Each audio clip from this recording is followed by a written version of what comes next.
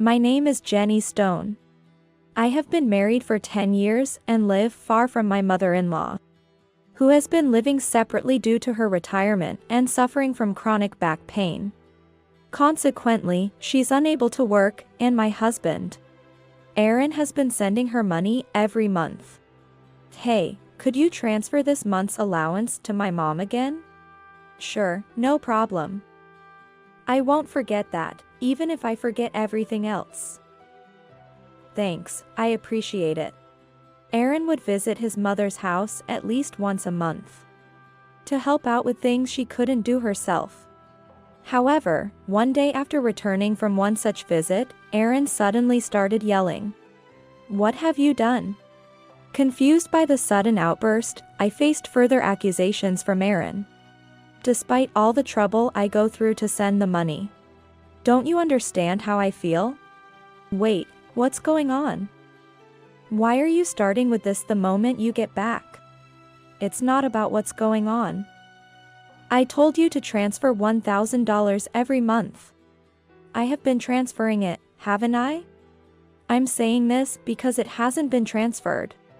What? It's not what? Do you know how hard it is to send that $1,000? I do know. I've been trying to make ends meet, taking on part-time jobs, and figuring out ways to make extra money just for that. If you understand, then why aren't you sending it? But I am sending it. Why would you say that? Just calm down a bit. Calm down? How can I calm down when my mom has to start doing piecework because she doesn't get the money from me, making her life difficult? What can I say? I've been sending it for sure. So, are you saying my mom is lying to me? There's no way my mom would lie to me. It's frustrating when you come up with a theory and then completely deny it yourself without understanding why it's happening. Anyway, I have been sending the money you give me to your mom every month. Then why is my mom doing piecework?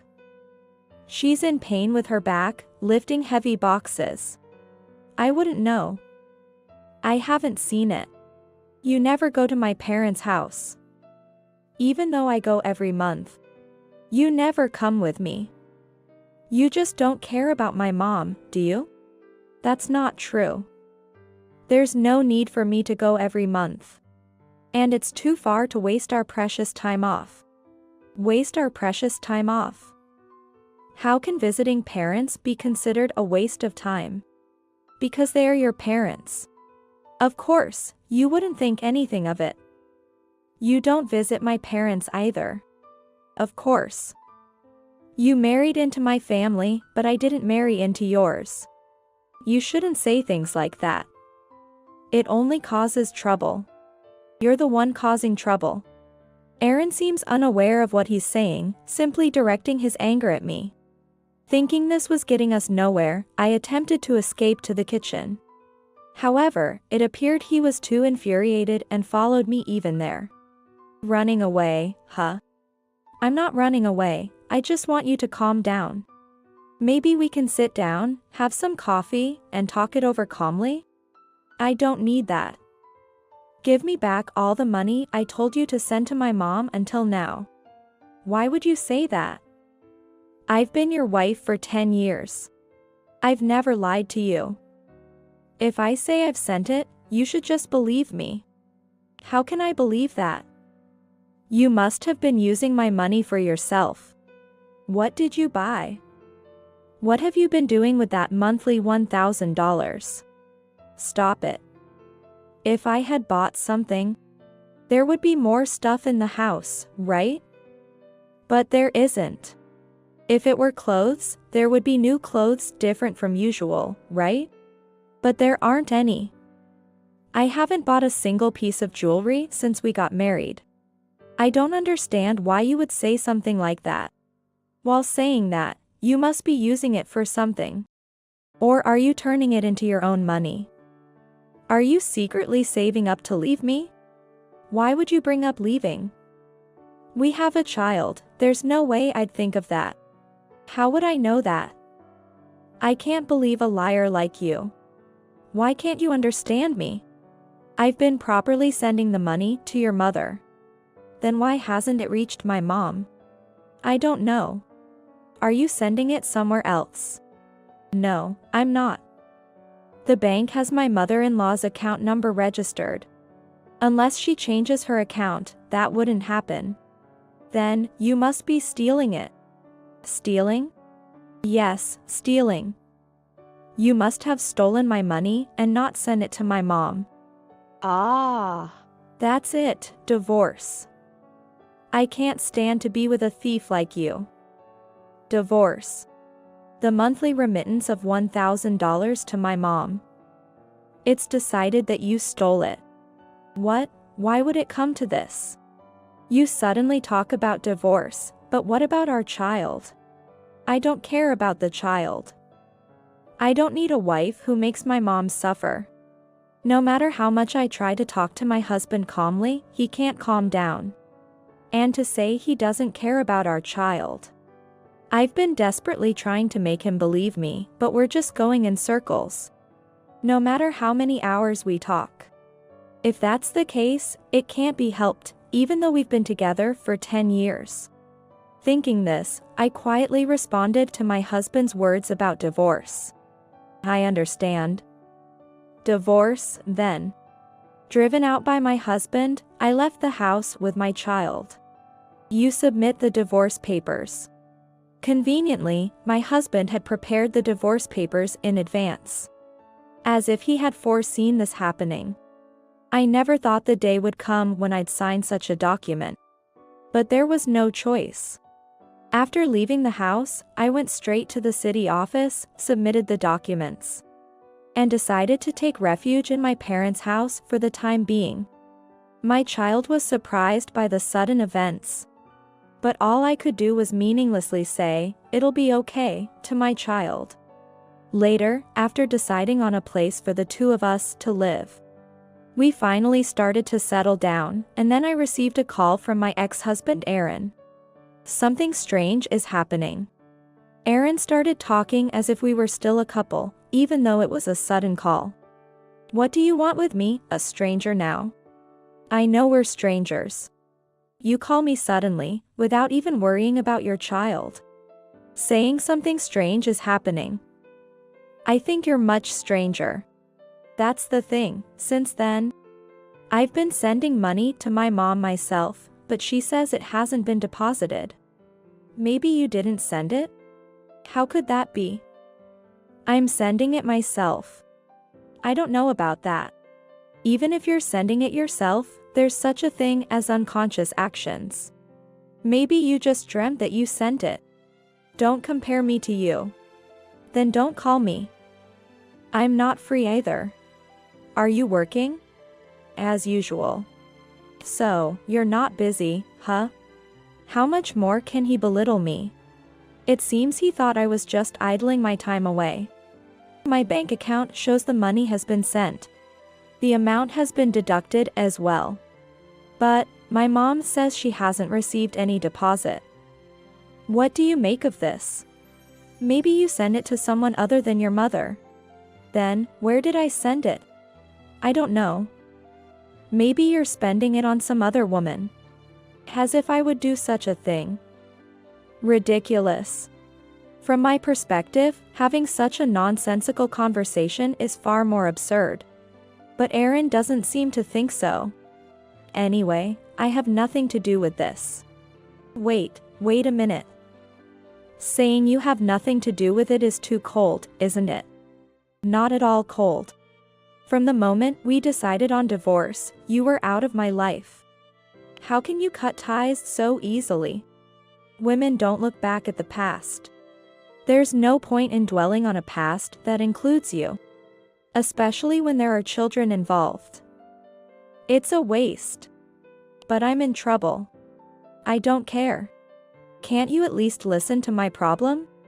How utterly selfish. Fine. Then start by explaining properly what happened and how things got to this point. Yeah. It was when I said we should divorce. I went to check on my mom that day, remember? I remember. I asked her why she was doing piecework when I was sending her $1,000 every month. She said she hadn't received any transfers, so life was tough. And she had to start doing piecework. Now I understand why you were so angry. And you thought I was embezzling it. Yeah. That's right. But even when you sent it yourself, it didn't get there. Yeah. That's right. So, it wasn't me then. Well, that's not necessarily true. What? When you were in charge, you might have been skimming it off for all I know. You're the worst. If you're going to say that, I'll go to your family's house myself. And what are you going to do there? Maybe I'll find out something if I go. Maybe you're right. So, after a long time, we decided to visit Aaron's family home together. Upon arrival, we found his sister there. Oh, Kim. What are you doing here? I came back because I was worried about Mom. And your husband? We divorced. Just like Aaron. So, you're divorced and came back home? That's right. How long have you been back? About 6 months now. 6 months. Who cares about that? Mom, is it true that the money I've been sending hasn't been received? Nothing has come in. Whether the two of you come here or not. The fact that the money hasn't been sent doesn't change. I know, but still. Do you have this month's bank statement? Yes, I went to the bank just 2 days ago. Can I see the bank book? That's fine. There's no way she's going to show you that. What? Bank books aren't something you show to others. Besides, you're practically a stranger now. Why would she show you something so important? Are you out of your mind? But we won't know if the money has not been deposited unless we check. There's no need for you to see it. Then I'll look at it. I'm her son, so it shouldn't be a problem, right? I don't mind if you look. There's hardly anything in it anyway. Saying that the mother-in-law went to the next room and pulled out the bank book from a drawer. However, upon examining the bank book, it was evident that deposits were made. And withdrawals were also recorded. This shows that Aaron did make a deposit. And the very next day, it was withdrawn. The withdrawal timing is quite precise. Especially compared to before when the money would sit for a while before being withdrawn. I couldn't go to the bank often because of my back pain. I waited until it was necessary. But since Kim came back, she has been going to the bank for me. Which has been a great help. What? Since Kim came back, she's the one going to the bank. And according to the bank book, the money is withdrawn the very next day. Aaron and I involuntarily looked at Kim. She defensively said, "What? I don't know anything." But looking at this, it seems like you're the one who withdrew the money. Mom doesn't go to make withdrawals. Maybe someone has her card and is withdrawing the money every month. I don't have a card because I'm afraid of losing it. Kim. Tell the truth. Okay. It was me. Mom told me that she was receiving $1,000 from you. So I thought it wouldn't hurt to borrow a little since it was being deposited every month. If you're borrowing, are you planning to pay it back? I intend to, but I just don't have the money for repayment right now. Why would you do such a thing? I needed the money. It was only because I was desperate. Besides, Mom has been managing somehow, so it's fine, isn't it? Or were you that strapped for cash? Despite her previous assertiveness, Kim suddenly played the role of the pitiful victim when confronted by the gentle inquiry from the mother-in-law. If that's the case, we can do nothing. Aaron has been kind enough to send it, but we have to accept the situation. Yeah. If Kim is in trouble, then it's up to the family to help out. Despite his earlier fury and accusations towards me, Aaron suddenly switched to defending Kim as if nothing had happened. You know, I was called a thief over this matter. And now, just because it's your sister, we're supposed to let it go? What can we do? She said she was in trouble. That part is fine, it's your money after all. But don't you have anything to say to me? Say? Not really. After accusing me of being a thief, you have nothing to say. Apologize. After all the awful things you said, why do I need to apologize? I don't think I have anything to apologize for. I was hurt, you know. What a soft mentality.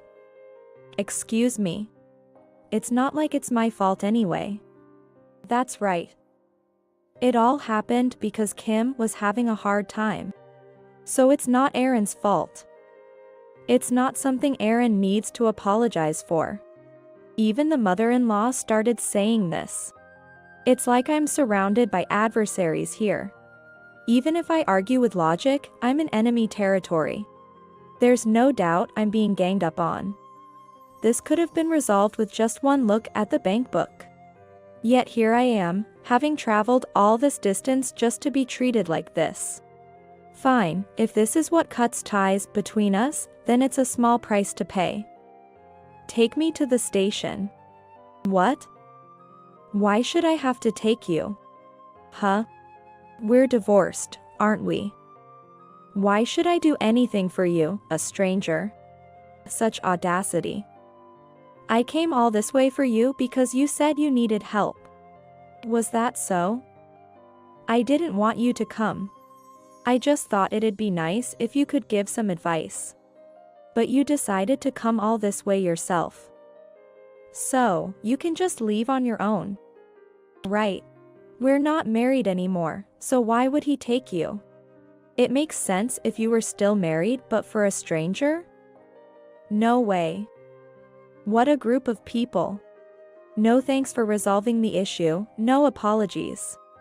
To think I was married to such a man for 10 years, what a waste of time. Fine then. I'll take a taxi home, no need for your help. Yeah. I think that's best. Furious, I called a taxi and managed to get back home. Tears of frustration flowed like a waterfall, vowing never to heed such a man's words again. But then, after a while, he called. Could it be that he had changed his mind, ready to apologize for his behavior? Perhaps he would say it was all because we were in front of his sister and mother. However, my expectations were utterly shattered. Can you lend me some money? Aren't there some words you should say to me first? Long time no see. That's not what I meant. You're being annoying. You know, it's not normal to not even apologize and then suddenly ask for money. That's not true, is it? We were married, after all. We're like fate partners. Not anymore. That partnership dissolved the day we divorced. I still think of us as fate partners. Always saying whatever suits him. So, lend me some money. Why? Actually, it turns out Kim has a huge debt. It's been a while since that day. Didn't you ask what she was using the money for then? I couldn't ask her that. It would seem pitiful, wouldn't it? Pitiful? Talking about money is a delicate matter. Maybe it has something to do with her ex-husband. I thought there must be some circumstances. Well, sure, there must have been circumstances for things to get to this point. But considering the future, shouldn't you have inquired about those circumstances? We're family, so there was a trust relationship. And there was zero trust for me? Well, I've known Kim much longer than I've known you. Right, since you were born. That's why I trusted her. I thought everything would be fine from now on. And now it turns out it wasn't fine at all. Yeah. That's the situation. So? How was it not fine? Kim said she had a huge debt and the $1,000 I was sending each month wasn't enough. Not enough? How much does she need? She wants to repay the whole amount at once. Paying it all off at once would mean no interest, but I don't have that kind of savings. I see.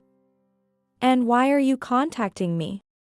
Because you said in the car on the way to your parents' house that you had quite a savings. Indeed, Aaron had been incredibly rude, saying things like I must be struggling without money after our divorce, or that if he had continued to ask me to make the deposits, I would have ended up stealing the money each month. In frustration, I revealed that I was trading stocks and had made quite a profit from it. But would that be a reason to ask an ex-wife for a loan? Kim says she has a debt of $300,000. $300,000. Yeah. So, please, lend me the money. It'll be all right, won't it? First of all, why does she have such a huge debt? I was curious about it too, so I asked her. It turned out most of it was shopping. And only on branded items at that. Seems like she can't help but want everything when she goes shopping. And she just can't resist buying. Because she put everything on revolving credit, the interest adds up. And with each month, more purchases are made, so before she knew it, she hadn't reduced the original amount at all, and it turned into $300,000 debt. My sister is too laid back. Aaron himself, laughing about how laid back his sister is, seems quite easygoing too. Apparently, she didn't know how revolving credit worked. She thought as long as she kept paying a fixed amount each month, it would eventually be paid off. You get that feeling, right? I don't understand at all. How could someone willingly walk into such a risky situation? And, wasn't this the cause of his sister's divorce? She finally realized that if things continued, the interest would keep growing, making things worse. She came crying to me for help. But I don't have that kind of money either. I already struggle to provide the $1,000 monthly. When I told her I couldn't help anymore, she suggested asking you. What? Why? Didn't you say there was no need to drive me to the station last time because we're strangers now? That's in the past. The past is supposed to be washed away, right? Such a selfish way of thinking. But would anyone accept such reasoning? You could afford it, right? Sure, I might have that kind of savings, but then, lend it to me. I just made a considerable amount from stocks recently. Then, there are losses, but there are many gains too. Yeah. Exactly. But, you used to say that stock trading is just gambling, right? It is gambling, isn't it? You ridiculed it, saying stock trading was nothing but gambling. Did I say that? When you said we should divorce, you were quick to leave because you said being married to a woman who gambles on stocks could lead to trouble. But I said that before I knew about your savings. So that's why you asked me how much I had. After ridiculing me, you were curious when I said I had savings. Well, I didn't expect you to have that much, but it was good that I asked. Even then, you were belittling it as gambling. Well, yes, but such small things shouldn't be a concern. Let's just say I was foolish, alright? It's not alright. You were extremely harsh. And I'm not inclined to lend money that I've been saving for our child. The child won't be using the money anytime soon. Saving from now seems silly. Money will spoil if you don't use it. Money spoil? I've never heard of money spoiling. This is an investment. Think of it as investing in me. Why would I invest in you? Then, lend it to me. That would be the smartest move. If I lend you money, it won't come back, will it? You're still sending $1,000 to your mom every month. Where will you find the money to pay me back? I'll pay back $100 a month. Are you kidding? How many years do you think that will take? Don't say that. I truly regret it. Regret? Yeah. If we hadn't divorced, I wouldn't have to beg for money now. It's utterly unreasonable. So, you're after the money? It's not like that. We don't have love, but we can rely on each other, right? Feels more like a one-sided reliance to me. You're too rigid. Isn't life more fun when you don't think that way? We could even get remarried. I didn't hate our marriage that much. I would hate that. I don't want to be with someone who can't apologize. All right, then I apologize. Sorry. Is that okay, now? What are you apologizing for? Explain in less than 400 characters what you did wrong. What? I just apologized because you told me to. The worst. Don't ever call me again. Why? I apologized. So, will you remarry or help me out? It's sad for my sister like this. Shut up. Go to hell. After saying that, I forcefully ended the call and blocked Aaron's number. Later, I heard from mutual friends that Aaron was begged by his sister and, despite saying it was impossible, he didn't refuse her. Not only was he continuously nagged by her, but their mother also told him to help out, leading him to finally borrow money from a consumer finance service to repay the debt in full. He thought this would clear everything up, and all that was left was for his sister to work and slowly repay the debt.